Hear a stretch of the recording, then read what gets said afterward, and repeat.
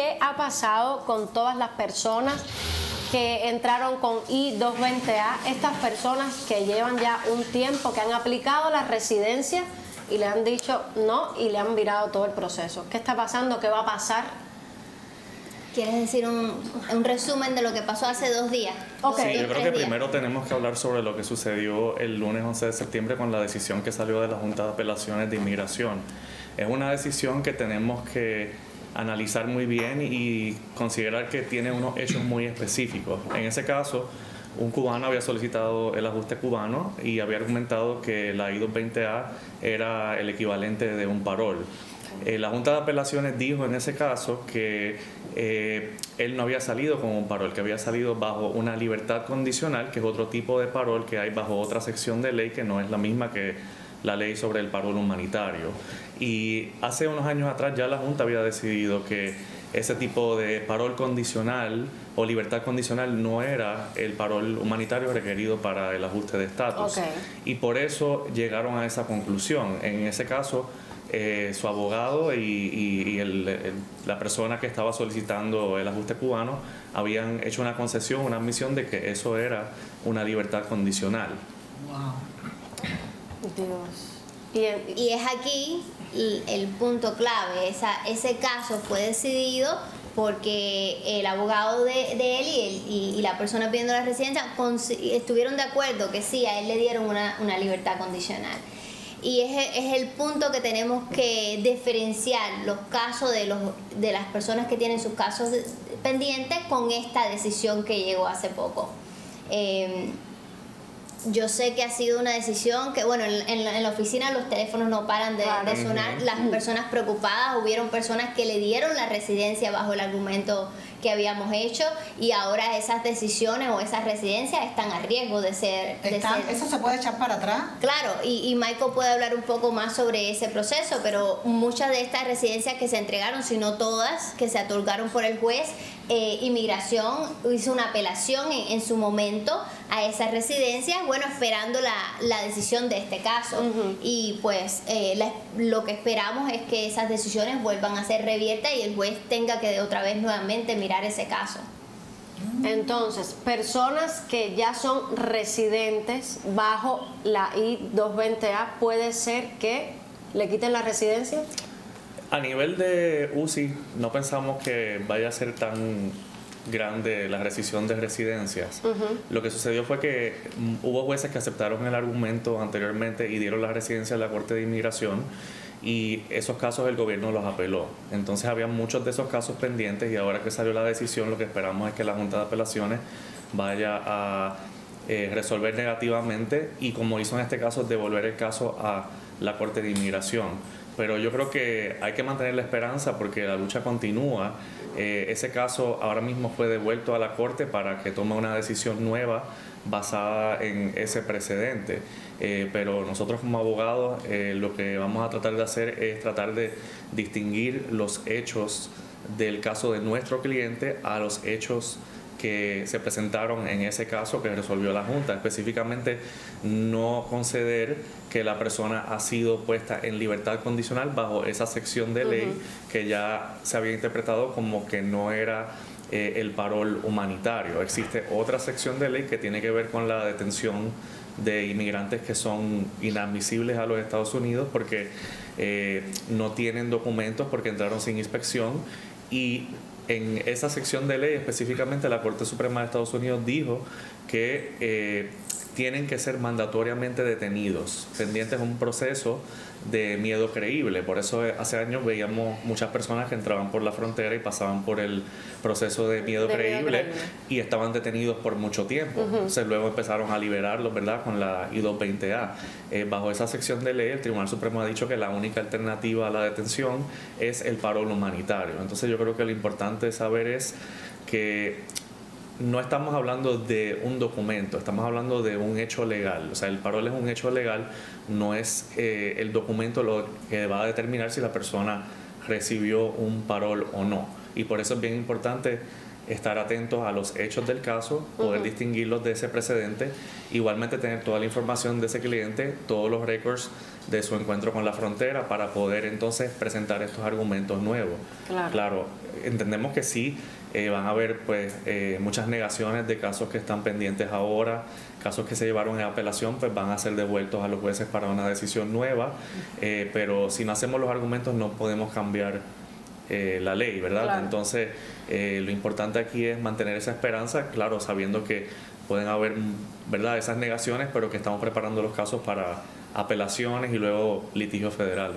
Ahora, hay algo que a mí me confunde. A ver, por ejemplo, ya estamos hablando de las personas que le dieron la residencia bajo esa, que tenía I-220A, bajo ese argumento, pero, y es de eso de lo que estamos hablando. Y ahora, las personas que todavía no han pedido, que no han pedido la residencia, no han aplicado, que todavía no han ido frente a un juez, o que no tienen fecha de corte tampoco y tienen I-220A, ¿qué va a pasar? Bueno, eso fueron diferentes situaciones que nos preguntaste aquí ahora mismo. En la oficina nos sentamos en estos días y hemos listado diferentes recomendaciones que tenemos para los clientes. Número uno, si no has aplicado para asilo, si entraste, no te has cumplido el año y no has aplicado para asilo, aplica para asilo si tienes, por supuesto, base para asilo. Lo que más necesitamos ahora es tiempo, ¿ok? Porque esta decisión que pasó en el septiembre 11 es una decisión que en algún momento va a llegar a una apelación, ¿ok? Pero necesitamos ese tiempo. Llevó 2 años a esta decisión, nos tomó 2 años a llegar aquí, ¿verdad? Hace 2 años que comenzó eso. Y ahora necesitamos tiempo. Un asilo te va a dar ese tiempo. Eso es importante, que si tú tienes una base para asilo y estás dentro de ese año, poner asilo. Número 2 es cuando nos llaman, la mitad de las personas no tienen ni siquiera su número de alien, no se sabe el número de alien, no tienen los papeles, y es importante ahora más que nunca saber tu situación, qué pasó en la frontera. Son nuestras entrevistas ahora con clientes o las personas que están llamando a la oficina, es quiero ver los documentos que se firmaron en la frontera y qué pasó en la frontera, ¿ok? Porque eso va a ayudarnos a distinguir tu situación de esta decisión y poder hacer el argumento de la... Y para añadir a eso, la narrativa que hay en el encuentro inicial de inmigración con el inmigrante, porque muchas veces en los documentos dicen que van a procesar a la persona para un miedo creíble y luego los liberan. Entonces eso se puede distinguir de esta sección, que es la 236, porque la 236 requiere una orden de arresto previa antes de la detención. Entonces, si podemos distinguir el caso el caso de la Junta, entonces creo que podemos presentar argumentos más convincentes. Y esto lo vamos a saber hablando con los clientes, pero también pidiendo a la inmigración los récords de lo que pasó en la frontera. Número 3, pedirle el parol a ICE. No sé si aquí lo hemos hablado anteriormente, lo hemos estado haciendo para muchos clientes que entraron y no les dieron parol específicamente, y hemos hecho las peticiones a ICE para que le dé el parol, basado en una situación humanitaria, basado en poder demostrar un beneficio público. Por un tiempo estuvimos enfocados en personas que podían demostrar esas dos cosas, pero ahora mismo la recomendación es a todo el mundo pedirle un parol a ICE, hacer el proceso de pedirle parol a ICE. Y número 4, ¿cuál era la otra? Ahora se me fue. Seguir, presentando seguir aplicando el argumento, claro. A pesar de que tengas la I-220A, la I-220B, lo que diga tu papel es irrelevante. El argumento es, me detuvieron, me dejaron en libertad, eso significa parol, y ese argumento hay que seguir haciéndolo. No quiere decir que lo van a aprobar, es muy probable, y más basado en lo que pasó hace 2 días, que lo van a denegar, pero eso preserva tu derecho a apelar en un futuro y te da el tiempo para seguir en este proceso donde tú puedas seguir apelando y puedas seguir extendiendo, a ver si llegamos al final y cambiamos la ley o ver qué pasa. Mira, hay un comentario de Yalemi Sánchez que dice: Maca, yo entré por frontera hace 1 año y pico y entré con I-220A sin fecha de corte. Iba a aplicar para la residencia, pero ahora no sé qué hacer. ¿Qué recomiendan con los que no tienen fecha de corte? Yo recomiendo que consulten con la oficina primero, que se aseguren de que se pidan todos los documentos de ese encuentro inicial con la frontera. Y también estamos recomendando lo que estaba hablando Dalila, que es la solicitud de parol a ICE. No tenemos una política generalizada de darle parol a todos los cubanos como la teníamos hace unos años atrás, pero esa autoridad de parol todavía existe y la Agencia de Inmigración puede darle parol a las personas por razones humanitarias o porque ellos vayan a contribuir significativamente al país. Así que si tienen personas que, por ejemplo, son enfermeros en Cuba, son médicos en Cuba que vienen acá, empiezan a estudiar, están preparándose, tienen familia, o sea, tratamos de resaltar todas las cosas favorables en ese caso, ¿verdad?, para apelar a la discreción de ICE. Y si les dan ese parol, entonces no tenemos que estar argumentando ya lo de la I-220A. Yo creo que no deberían salir a correr ahora a presentar esos casos con UCIS. Yo creo que es importante que, como dijo Dalila, también traten de agotar todos los recursos, o sea, todos los remedios que tengan disponibles, por ejemplo, el asilo, ¿verdad?, agarrando su permiso de trabajo, en lo que esta situación pues se va normalizando, ¿no? Y yo creo que es un tema que todavía está en el aire, entonces... Yo creo también que es muy importante asesorarse con un profesional. Ahí tienen el número, el 305-563-8155, que puedan llamar a la oficina de la abogada Dalila Santos y todas sus preguntas. Tener todo en orden y alguien que los asesore legalmente, porque cualquier documento mal enviado, falta de documento, alguna aplicación mal llenada puede causar grandes problemas. Entonces yo creo que siempre es bueno tener una buena asesoría legal y ahí está el 305-563-8155. Quería hacerles una última pregunta y es que ahora mismo hay una ola de cubanos nuevamente, otra más, saliendo de Cuba hacia Nicaragua. Se están yendo muchos cubanos ahora mismo hacia Nicaragua. Ahora mismo hay imágenes del aeropuerto José Martí. Esa puerta de salida es para Nicaragua. Esas personas que están saliendo buscando libertad, tratando de salir por donde sea, ¿qué se les recomienda? Porque si igual entran con una I-220A o no los dejan entrar, ¿qué puede pasar con todas estas personas que están saliendo de Cuba ahora? Dios mío. Bueno, podemos hablar un poco sobre los cambios que ha habido en relación al procesamiento de asilos.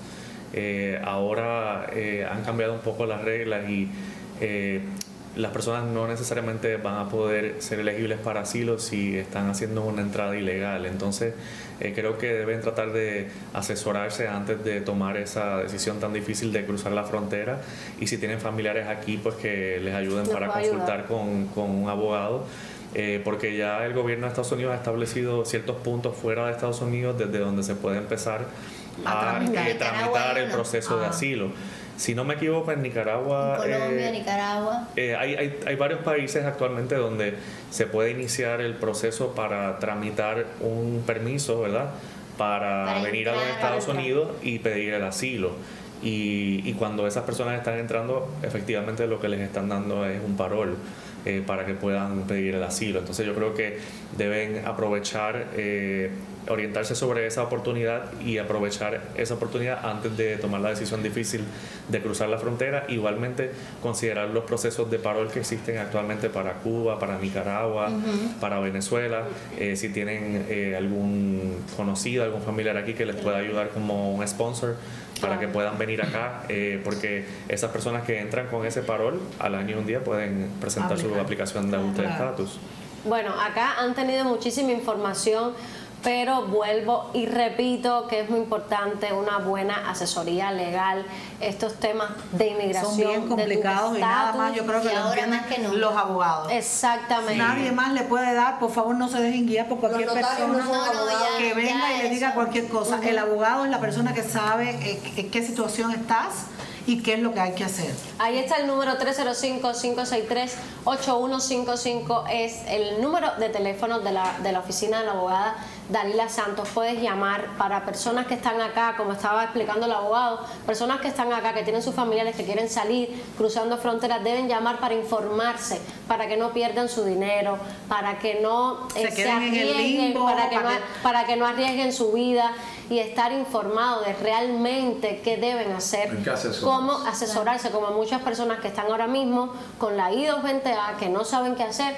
Ahí está el número 305-563-8155. Y el documento nosotros no tiene problema porque yo aquí no me voy, yo me agarro. Parol es parol. Sí, claro, eso sí me ha cambiado. Ese parol que era como por 2 o 3 meses, pero este es diferente, ¿no? No, si usted tiene un parol, no importa que haya sido por un día o por 60 días, un año, Claro. ese parol bajo la sección 212 de Hay una 5. chica que pregunta, ya se termina el tiempo, pero quisiera decirle para ayudar.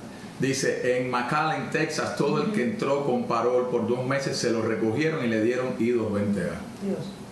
Eso lo vimos mucho. Sí, eso puede pasar, pero ese parol, aunque se lo hayan quitado o que aunque haya vencido, como quiera sirve para el ajuste. Para demostrar la entrada y hacer el ajuste. Bueno, por supuesto, probablemente tenga que hacerle un argumento a inmigración o a la corte. Eso es importante que se asesore, que nos llame. Pero si le dieron el parol, aunque se lo hayan quitado, se puede hacer el ajuste cubano. Bueno, llamen, ya saben. Ahí está, 305-563-8155 es el número de teléfono de la oficina de la abogada Dalila Santos. Llama para que te asesores, que es lo más importante. Muchísimas gracias a los dos, gracias por la información, porque hay muchas personas que realmente lo necesitan. Gracias. Sí, sí señor, muchas gracias.